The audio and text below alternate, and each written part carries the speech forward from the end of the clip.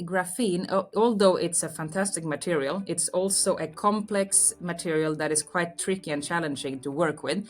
It is a super light material. It's lighter than cotton, but at the same time, it's stronger than steel and more conductive than copper. But it is just this light that Okay, that yeah, feels superhero-like just at the yeah, beginning. It's yeah, like yeah, yeah, Spider-Man kind of like, right? exactly. Okay, so it's crazily good.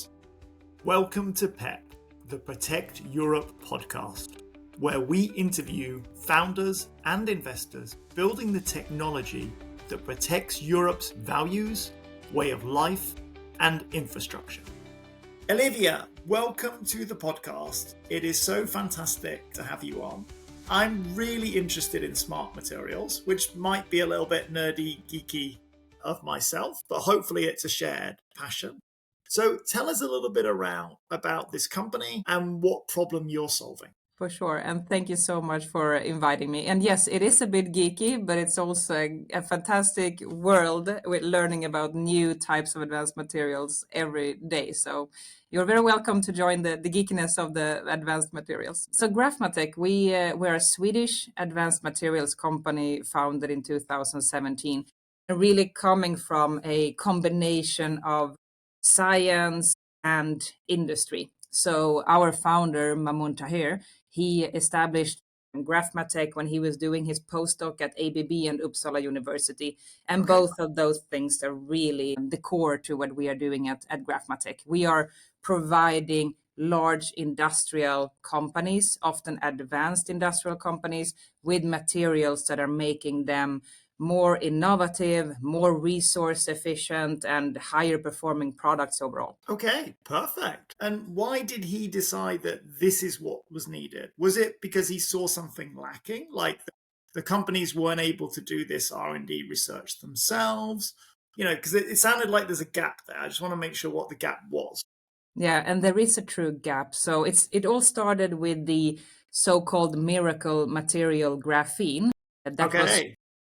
first discovered in 2004, and then the persons discovering they also were awarded the Nobel Prize in 2010, and there was a huge hype about how this material is going to change the world. What has happened since then is, of course, further great R&D across the world, but there is a gap in between the researchers and the producers of graphene and then the actual industrial applications. And that's the gap that Graphmatech is filling. So we are using different types of graphene. We are procuring different types of graphene, not being the producers ourselves. And then with the graphene that we have procured, we are infusing that into other materials, plastics, metals, etc., and providing those materials with the miracle characteristics of graphene, and in a way that is very efficient, both from a cost and performance perspective, but then also making it possible for these large industrial companies to work with graphene in an easy way. So we are filling the gap between graphene producers and industrial companies that are always in need of higher performing and more sustainable materials. That's super interesting because obviously I'm very old, so I had seen all the stuff around graphene when it came out in 2004. And then you shocked me with the date. I'm like, 2004? Okay, that wasn't last Tuesday. It's been a while. So I don't want to do too much of an autopsy, and I appreciate the company's there to fill it as the solution, but why didn't it go out as quickly? It had all these amazing properties. The world has lots of problems that need this sort of solution. What didn't work? Or was it literally, it was waiting for a company to do this? Yeah, I mean, graphene, although it's a fantastic material, it's also a complex material that is quite tricky and challenging to work with. It is a super light material. It's lighter than cotton, but at the same time, it's stronger than steel and more conductive than copper. But it is just this light that Okay, that yeah, feels superhero-like just at the yeah, beginning. It's yeah, yeah, like yeah, Spider-Man kind of like, right? exactly, Okay, so it's exactly. crazily good.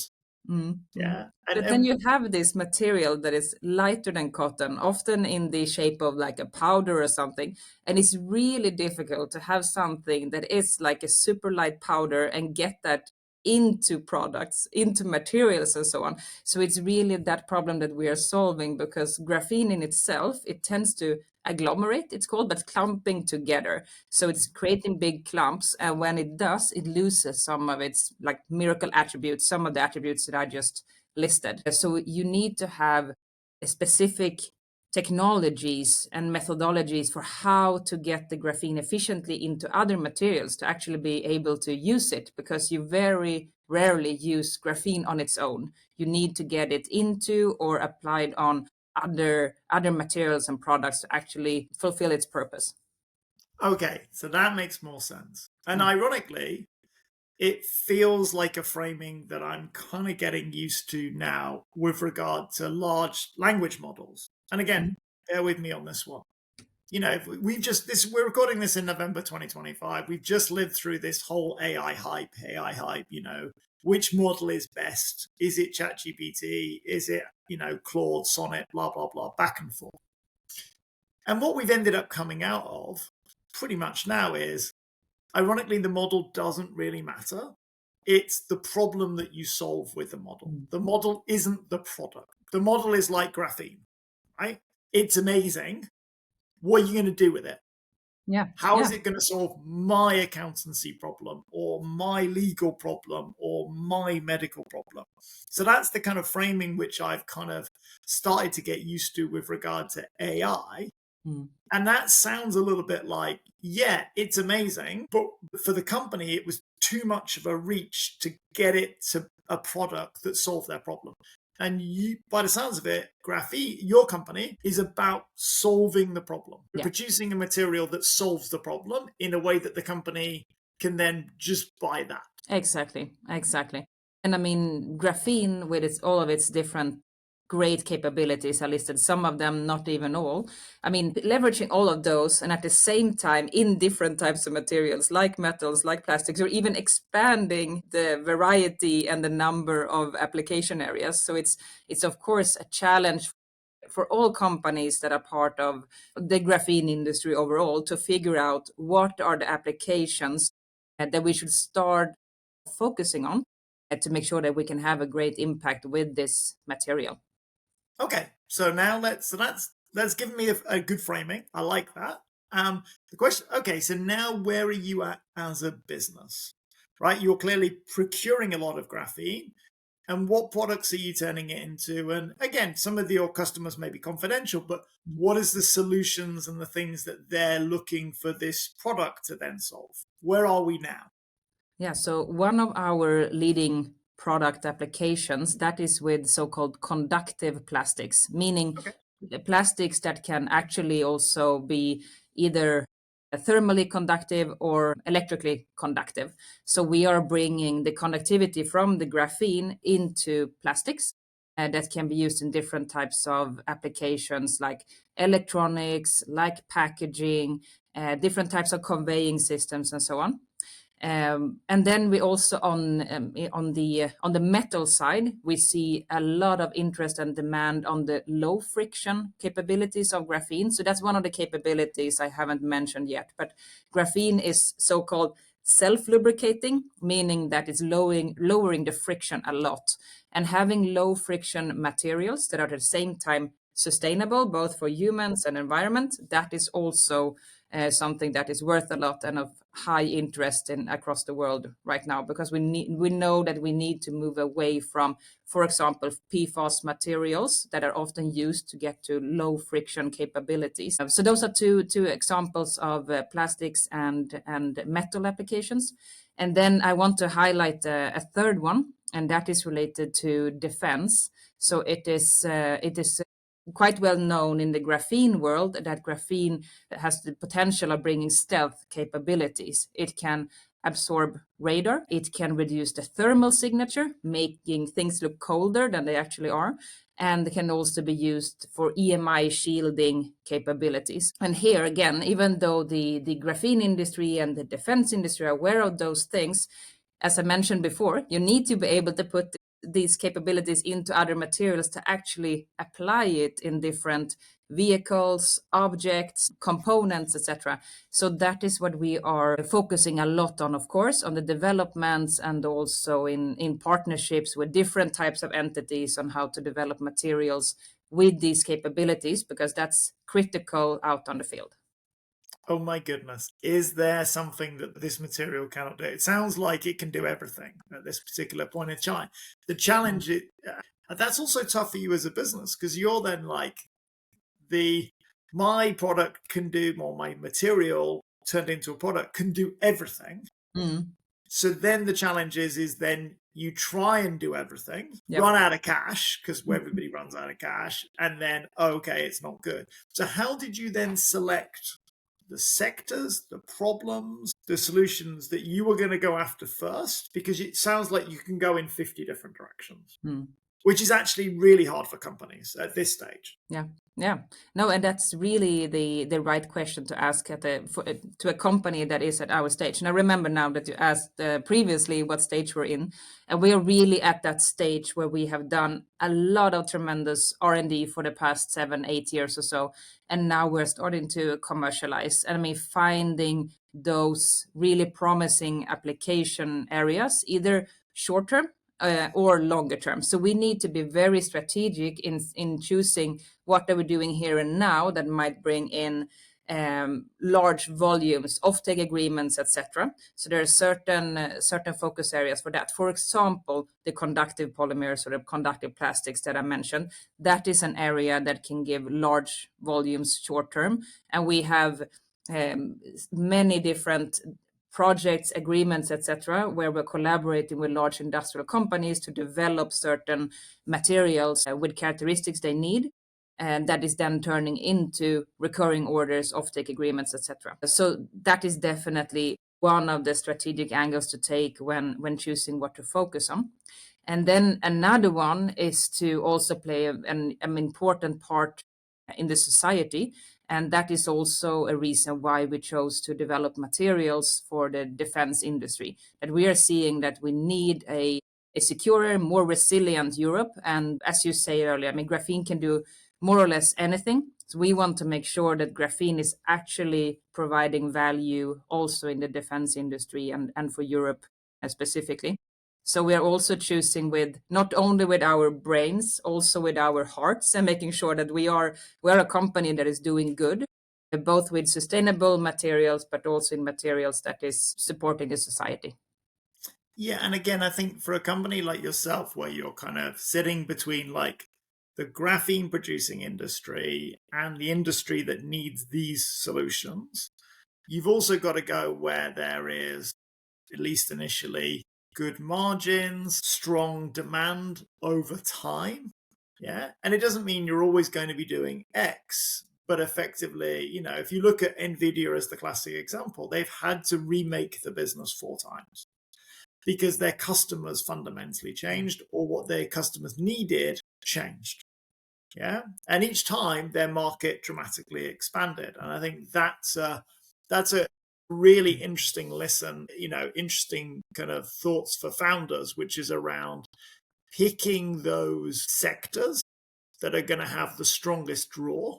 Now, I'm not saying everyone's going to get up to 75% margins like Nvidia, but it's that kind of like what is going to kind of draw the product out and be a very big play for a long time. Yeah, absolutely. Okay. So in terms of then revenues, where are you guys at in terms of what can you state, and where does it go over the next couple of years? Also, we are at an accelerating commercial track for sure. I mean, so far this year, we are at 10x sales versus last year. But with that said, I mean, coming from small volumes, and that gives many excess in terms of the acceleration. But then we are seeing that we should be able to keep above 5x also for next year. So we are really in the ramp up phase where we are as I mentioned before, I mean, signing these recurring orders. We're also investing in new machinery in our production facility here in Uppsala, so that we are able to produce larger volumes. And with that also comes, of course, larger revenues, because right now we are constrained also from a capacity perspective. So with a larger machinery, we can get to larger volumes, even more attractive prices, and so on. So it's an important step for us, and proving that we are ready for a Series A fundraising round then in the coming 1 to 2 years. Okay. And what would be like the trigger points that you would need to reach to do a Series A? Yeah. Because again, I think one of the interesting things, the industry, the investment industry has got very used to funding software companies. Right? B2B, I have my spreadsheet. I know what the company valuation, I know what this looks like. There's a whole generation of investors that have grown up basically investing in B2B SaaS. And you suddenly put a smart manufacturing, sophisticated materials company. And it's not that the investor can't work this stuff out, but it's different.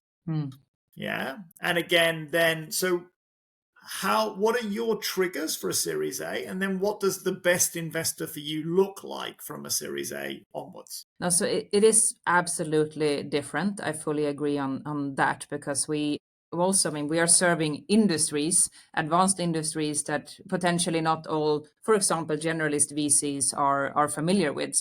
Also, not only, I mean, investing in a materials company also means that you need to understand the industry, so where this material is being applied. But really, the things that will trigger us to be ready for a Series A is to have a couple of those applications where we're seeing that we will have large volumes coming in, and in combination with being in industries that have, I mean, large potential, and also with high margins, etc. So there is a combination of both having larger volumes, recurring orders here and now, but then also betting on certain industries that would drive a lot of value in the future. So it's really, but the main thing, commercial traction. And then also for hardware companies, I mean, it is important to make sure that the capacity that we have invested in and will be investing in, that capacity of production, that it will be used as well.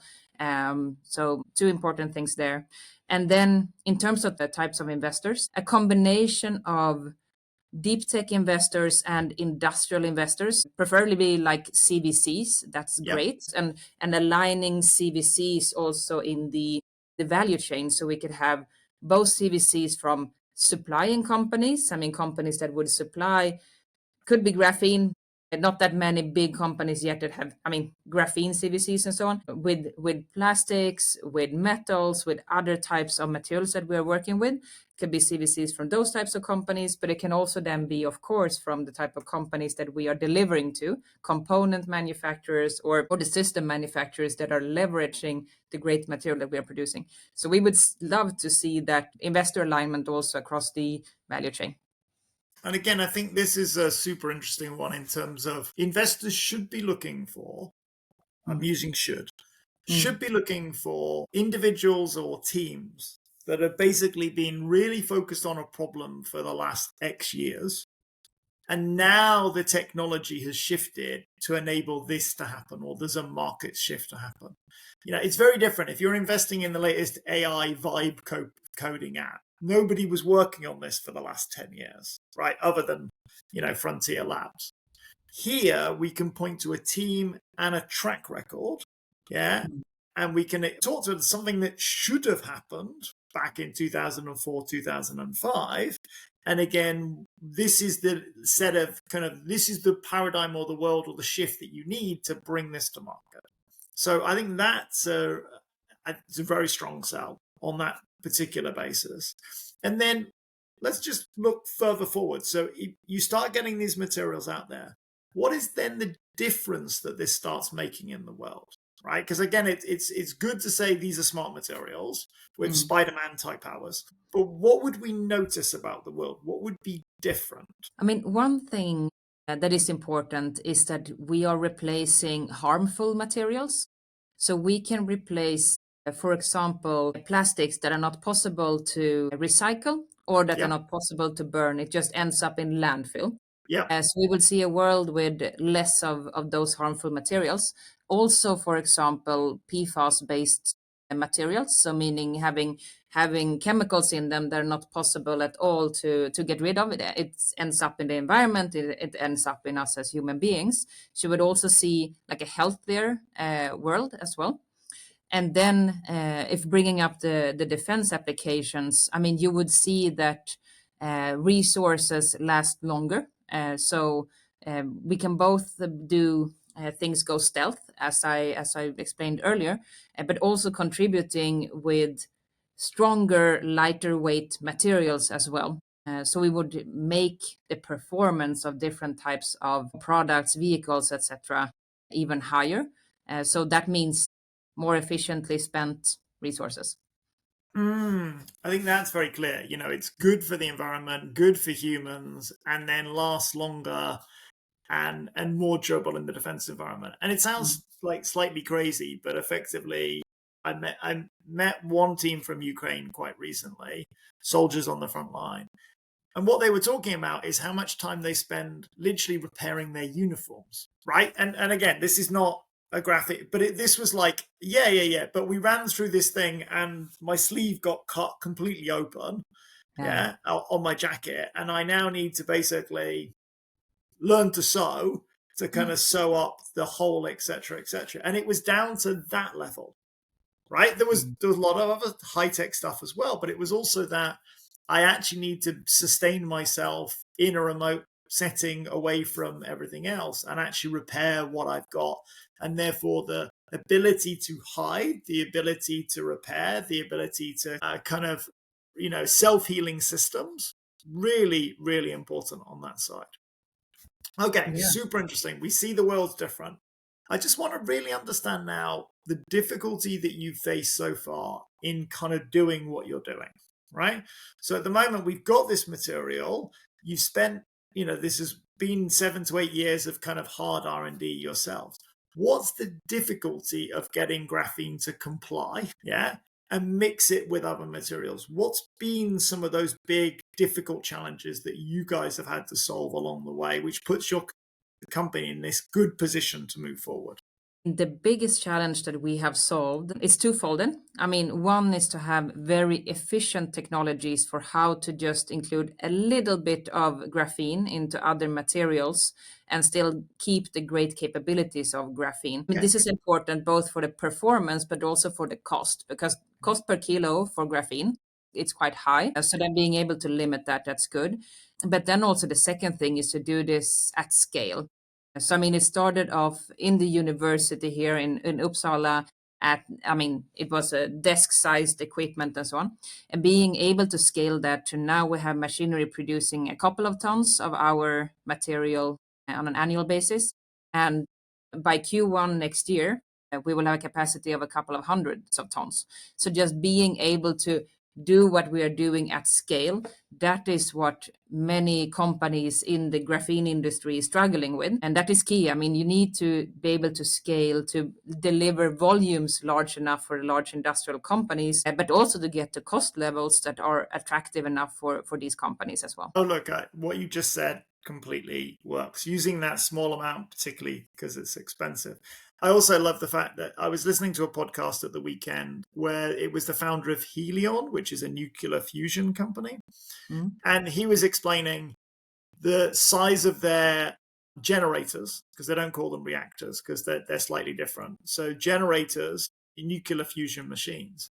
And he said you couldn't have a human in the first few photos because the human was huge and the generator was tiny. So they basically started placing Starbucks coffee cups in the photo for scale, right? Because it was really small when they started. So they started off with like the smallest coffee cup, then the next coffee cup and the next coffee cup. And then at some point you could have a human in the picture, right? Because then suddenly the scale made sense because they started off with that very much desk-based problem. Yeah. And then kind of moved up that way. So when you were describing, well, actually, it's super small at the start and then you have to move up that makes an awful lot of sense. Fantastic.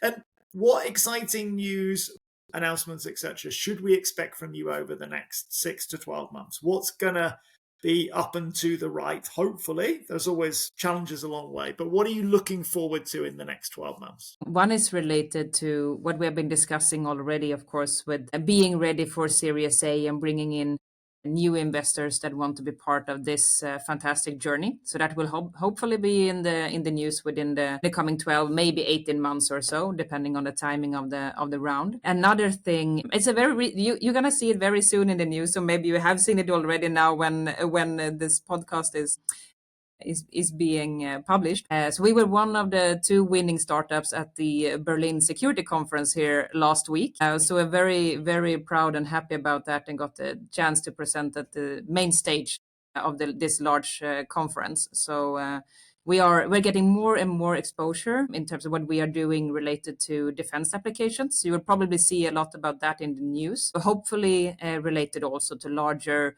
partnerships, procurement programs, whatever it might be. And particularly, I mean, I had a colleague of mine who is heading our defense business unit. He went to Ukraine 2 weeks ago, and we have good collaborations going on there as well. So it might be something, depending on what is okay to share or not, but might be something Sure. in the news. And in general, large partnerships, collaborations with these global industrial companies, because that's really starting to take shape now. Oh, and that's fantastic to see. And again, it's getting you the exposure, showcasing what is actually happening, helping to turn around that graphene, whatever happened to that kind of Nobel Prize, but then nothing happened type story. I think that's super positive. Okay, and as we start to kind of wrap up, let's finish on this kind of, who are you admiring in this space? Who do you think is doing a good job, either as a fellow founder or an investor, etc.? Who's actually out there not investing in B2B SaaS or not building B2B SaaS, SaaS companies? Who's in this space?